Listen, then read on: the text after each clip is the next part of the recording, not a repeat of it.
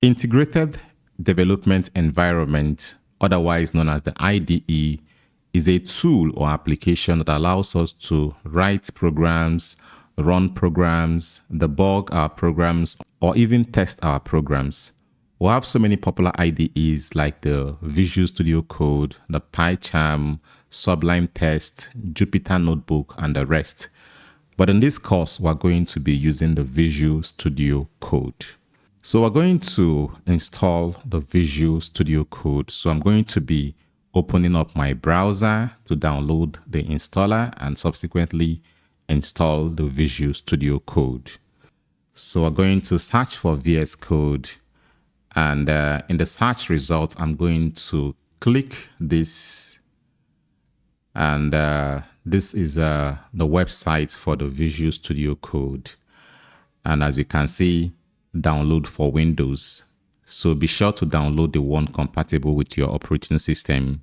I'm going to click on this button to download Visual Studio Code. And as you can see, your download of Visual Studio Code should start shortly. And in the progress bar, you can see that the download is already in progress. So we'll wait for the download to complete, then we'll install the Visual Studio Code. The download is complete, so let's proceed to installation. So I'm going to click on this installer, and this is going to open the installation dialog box.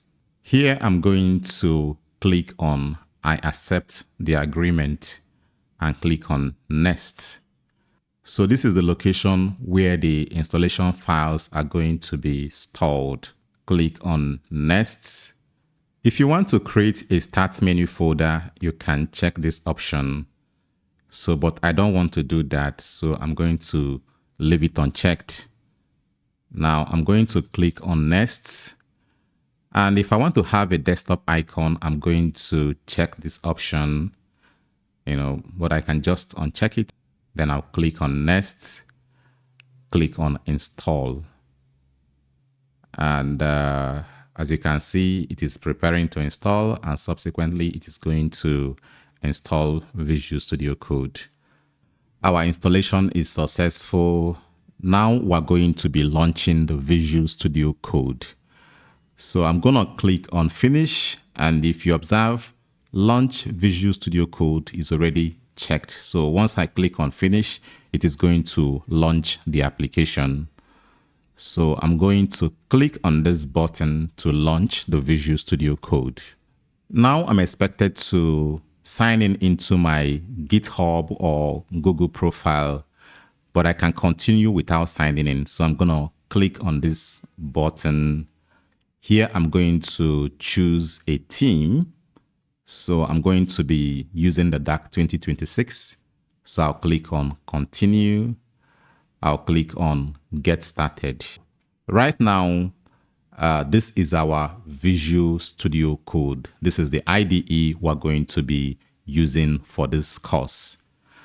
On the left, you are going to see a couple of tabs. We're going to be starting with this one, which is the Explorer. This is for search, and this is for source control. This one is to run and debug. And finally, we have the extensions. So the first thing we're going to do is that we're going to be installing Python extension. With this extension, we can be able to run our Python programs inside of the Visual Studio Code. So currently you can see some of the popular extensions like Python, Pylance, and so on.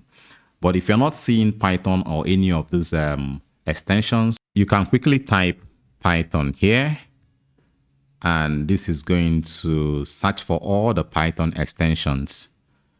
So we're going to be installing this extension, which is authored by Microsoft. So I'm going to click on this button, install, to install the extension.